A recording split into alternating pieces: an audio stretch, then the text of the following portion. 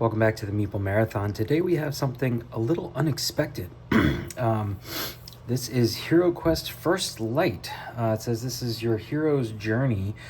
Starts here. Everything inside this box is what you need to start playing Hero Quest. Now, Hero Quest is a classic dungeon crawler, one of the originals, and generally comes in a big box. They did a reprinting recently, and it's, full on miniatures. It's also a very expensive game to get into. This was much more reasonably priced, purchased at a big box store, and you can see here that it's gonna have standees, which I'm becoming more and more okay with when it comes to the enemies. Your characters are plastic, so that they can be painted, and then it comes with this dragon miniature here. But it says here that on the front it says 2 to 5 players, 14 plus, but then down here it says if you download the companion app, you can play solo, or everybody can play cooperatively, so somebody doesn't have to play the dungeon master. Also says somewhere on here, 10 unique quests, and that everything in this box is compatible with all of the Hero Quest expansion packs. So I don't necessarily need to go out and buy the core box if one of the expansion packs, which often I see the expansions on sale and not necessarily the core box so much, maybe I could pick those up. So I'm actually very interested to see what's in this box. I did not know this was a thing, that this was coming out. You can see it's from Avalon Hill and Hasbro. So yeah, let's tear into this thing and see what's in here. All right, so here we go.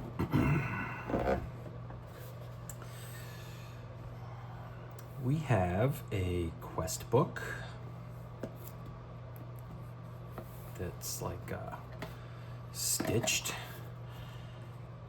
seams, or I don't really know what that's called here, but very interesting that it's open like this, but I mean, that's fine.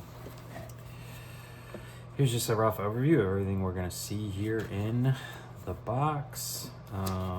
This almost feels like a little mini rule book.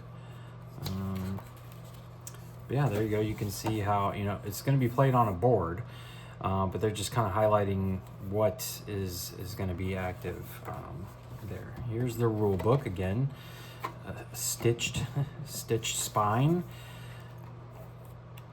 Okay, open this page to see what your play area should look like after you set up the game. Okay, well, I'm not gonna, that's a little silly. But yeah, lots of text here. This could scare someone off. I almost would have expected like a let's play guide, like a set up your first quest, here's what you need type of thing. That's a pretty beefy rule book for my first Hero Quest, in my opinion. Character sheets, okay. A GM screen, I'm assuming, yep. So this isn't bad, actually. A lot of GM screens are, really just fancy cardstock. But this is like, cardboard, pretty sturdy. So yeah, that's cool. This might be fun to run with my kids, where I play the DM. Give them a little introduction, which I think this is what this is meant to be, is a, introduction to dungeon crawlers and things like Hero Quest. So we have some scenery, some skulls.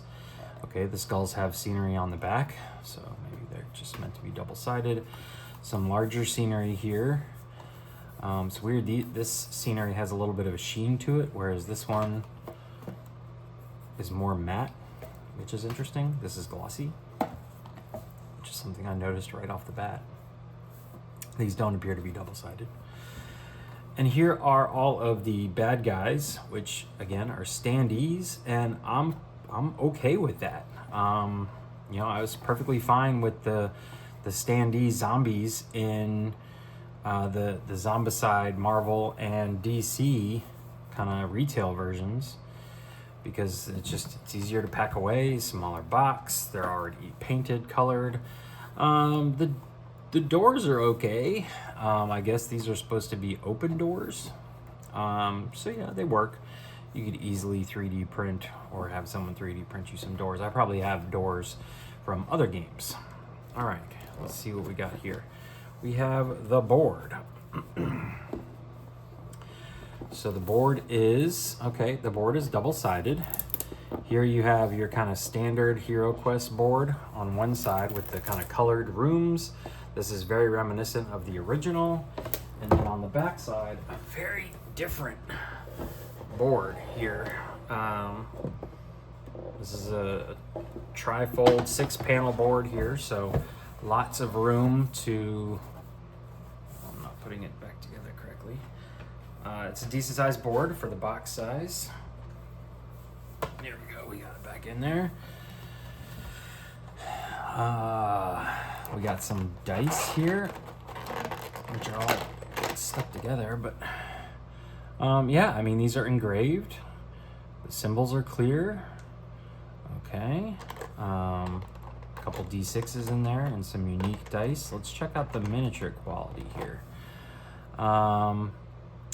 So these are like softer plastic, very bendy, almost squishy, which is probably better for you know, a younger audience who's going to be playing with these. They would probably be a little more rougher on them, but the details are pretty good here. You know, this is your standard barbarian character.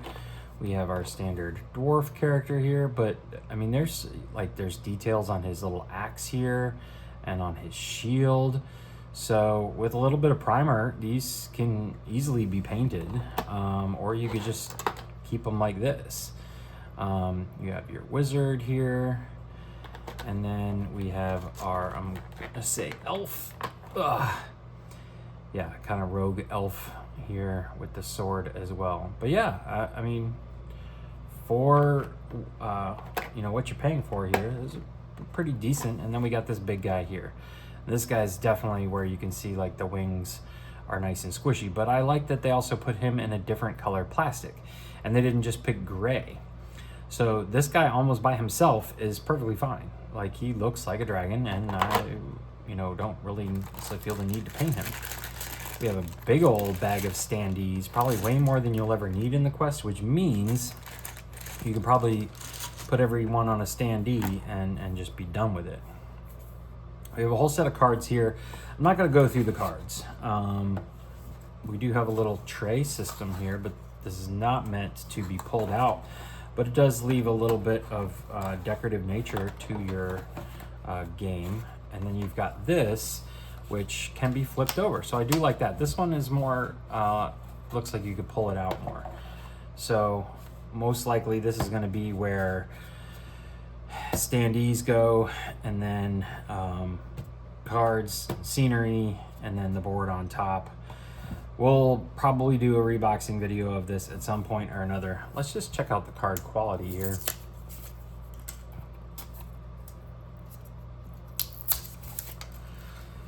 So we've got, you know, the card quality is, it's okay. They're a little thin, but yeah, it's linen finish. So yeah, we've got equipment cards.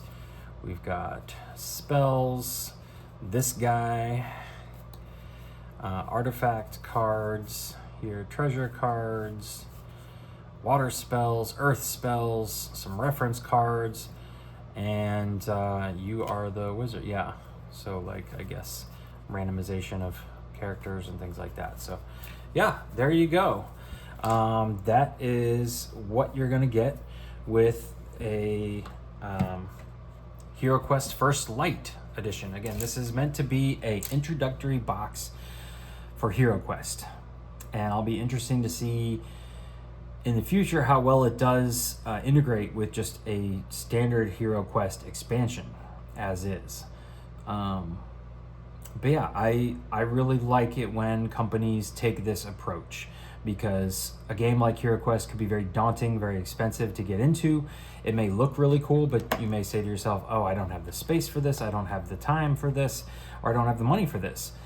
This addresses a lot of those problems. And hopefully we'll get people into this genre of board games who may have been averse to it before. Same thing with Zombicide. Zombicide did the same thing. They said, here's a retail version, a light Zombicide light version, where you can play up to 4 heroes. The zombies are standees. The heroes are plastic. Those are really nice quality miniatures. But yeah, this is more of a dungeon crawler. Zombicide's a dungeon crawler, but it's definitely a dice chucker. This one's got dice and all that stuff too. But yeah, we'll do some more coverage of this on the future. So if you're interested in that, be sure to subscribe to the channel and throw a like to this video. Otherwise, thanks for watching. Have a great day.